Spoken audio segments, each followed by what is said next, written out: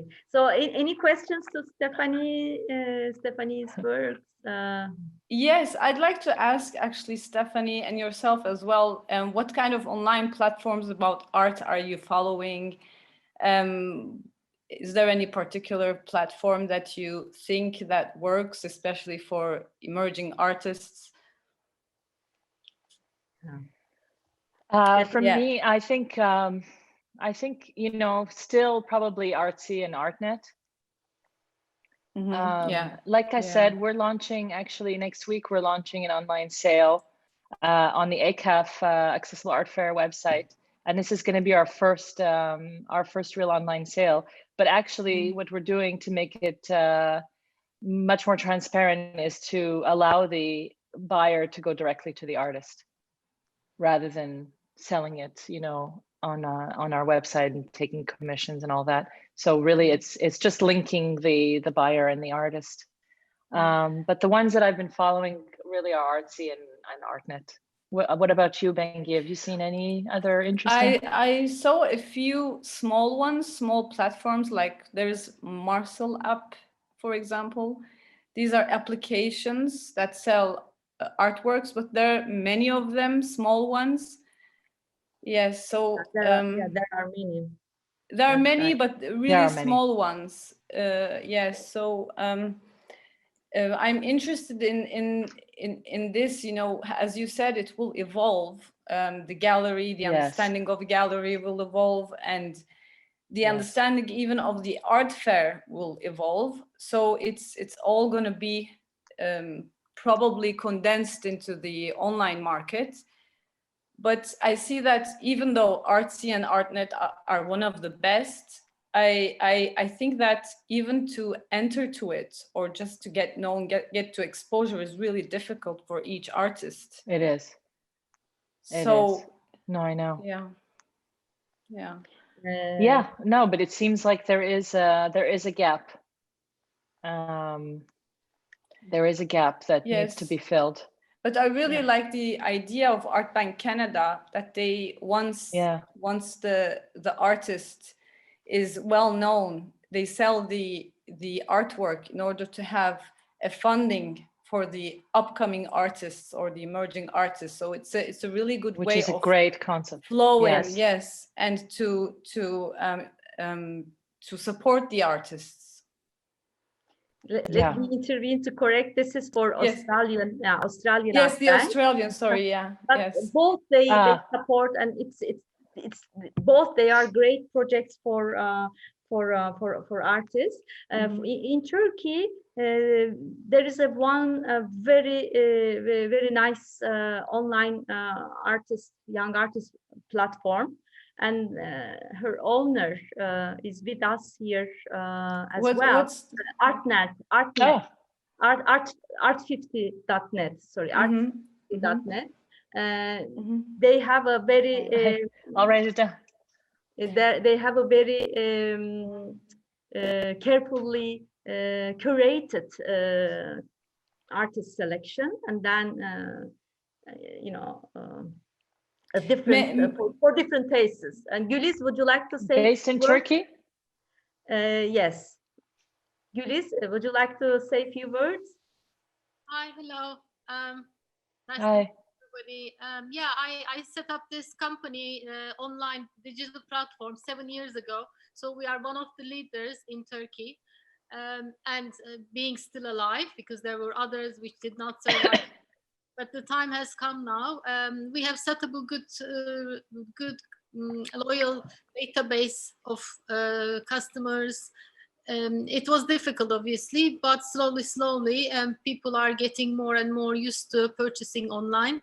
And we really managed to develop some customer base and new starters or collectors who want to try different new young artists. As Aylin said, thank you, Aylin.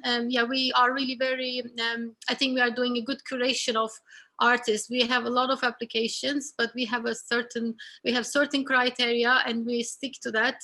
And I hope you can have a chance to look at it. Art50. I will contact you as well. Nice to meet you. Okay. Sorry, I'm not gonna. Nice to meet you. Thank you. Okay. Other questions, Stephanie. By the way, what do you think about this teaching art economics? Do you think that there is a room for economic students in this area? Well, obviously, I mean, this is what you're doing, right? Yeah, but I'm teaching. I think I'm not. you're teaching. I'm not selling things or selling, advising. So I'm on the safe side. I'm just, You're on the academic. safe side. You're, neutral. Never. Yeah, no, I think it's fantastic. And this is an art economics class, right? These are Yes. students from your art economics class. Yes. That's nice. Basically, in which year? Third year, final year. We have also a couple of art management students. I don't know. They are shy today. Are there any people here who have startups or anything? Are there any people who are watching here that are involved in startups or entrepreneurs in the art world? Come forward. I would love to hear what you're doing. Maybe they're being shy. Yeah, I know there were some people who were interested to apply. I can say a few words. Yes. I'm very much interested in social art games, and I myself try to develop, but nothing serious so far. I mean, just lots of words. But I think a social game which can involve some time and interest of art lovers and collectors could be fun. But again, in a world where every day there are 800,000 new games which are developed, I don't, I don't know whether it's worth pouring money in such a thing. But I expect that someone will do things like that. And yeah, I mean, Sylvain Lévy that I was telling you about, Sylvain Lévy has just created a gamification in the art world. You should be in touch with him, definitely. Yes, and there are lots of startups, good startups, at some point, which, when we heard, we were very much excited, like Pedal 8, but they are gone now. It's not easy to, to apply for the large community and then try to generate huge sums in this market. You need a lot of capital to generate a lot of capital. But if you aim a small amount of capital, and if you enter things with small amount of capital, you can turn the cycles.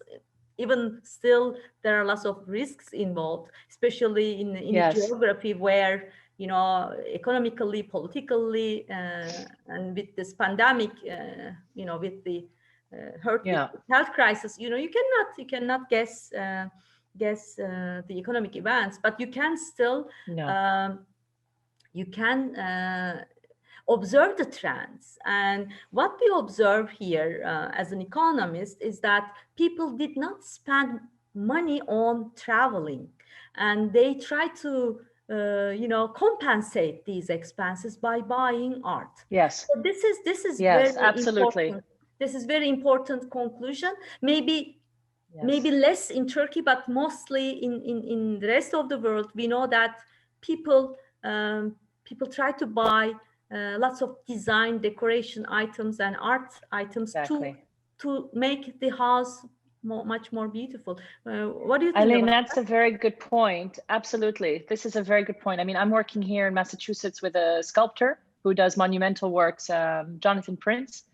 And I mean, he's had his best year, actually, with the pandemic. I mean, it's incredible. He's had his best year because people are buying big works for their gardens, for their outdoor spaces. Outdoor spaces have become the new indoor space. I mean, we see here in New York State, there's a Storm King Art Center, which is a big outdoor sculpture park.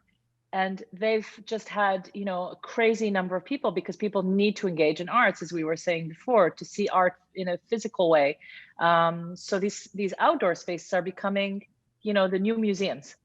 And I think that's a very interesting trend that has come out of COVID. So what we're going to see, I think, in the next couple of years is outdoor, outdoor, outdoor. People experiencing art, bringing the museum outdoors. And we see people museums are developing their outdoor spaces so people feel safe.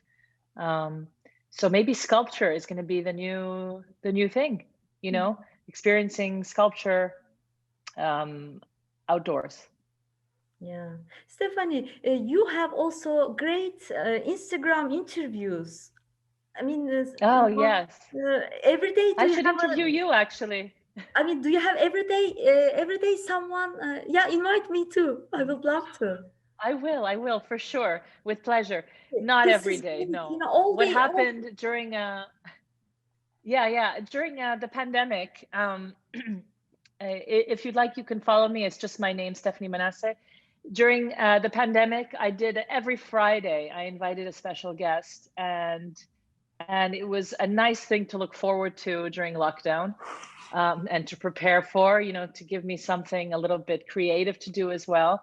And I had some amazing guests, and I'm trying to keep it up now, but it's hard to do it every week because I'm just so busy with my with all my projects. But yeah, you can check it out. We've had Simon Dupree, we've had Collector, Charles Riva, we've had artists. You invite mostly photographer from Holland. You had a great. I had the sculptor. Yeah, well, he's the sculptor that I'm working with in Massachusetts. I'm here until next week. Great artist, and you know, I was so happy to hear about him. You know, yes. Thank you for this. Yeah, you should watch it. It's if you can, it's on my IGTV. Okay, so I will. Any other questions? Do you have you questions to ask and Stephanie? No, I was actually very curious at the different projects that that people are doing here with relation to the arts and what their plans are for the future. So if anybody wants to tell me that, well, then I'd be very curious and open to hearing it. Otherwise, you can also send me a message privately on Instagram. So let me see. What was your inspiration for choosing your job? That's the question. So my job was my mother, really. My mother, you know, seeing how difficult it was for an artist like her to get out there, to get gallery representation. So she really inspired me to get out there and to help artists, bring them together. Mm-hmm. Another question: do you have yourself a collection? Do you collect? I do. I try to buy something at every art fair, and it's become a little bit of a tradition where the artists are wondering whose art I'm going to buy at the fair. Competition among competition. Yeah, but it's fun, you know. We all have fun with it, and you know, budgets are limited, so I just buy one work at the fair, and it's always a very exciting thing. Yeah. By the way, we met in Barcelona, right? We did. Do you remember the rain? Yeah. With the crazy rain. Yes, incredible. But it was like the end of the world.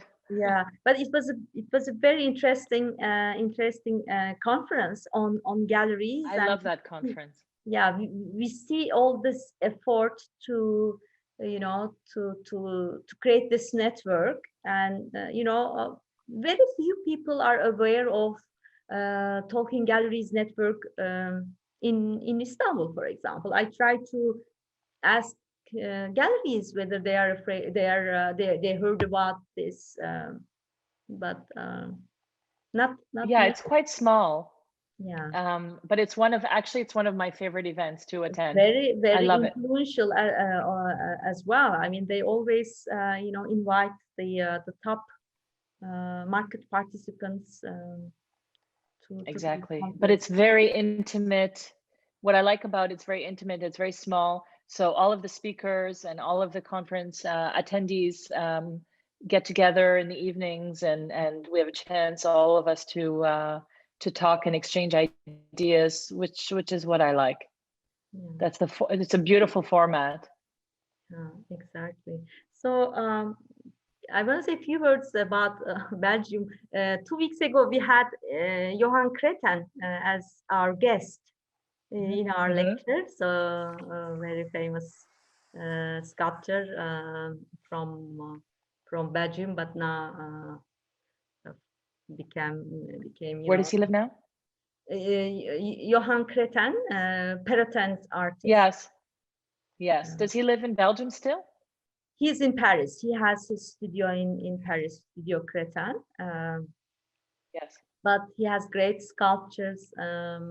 He had a nice exhibition in Rome. I don't know whether Gülis had chance to see this exhibition at Villa Medici. Yeah. Ah, yeah, that's right. Yeah. Beautiful. Yeah.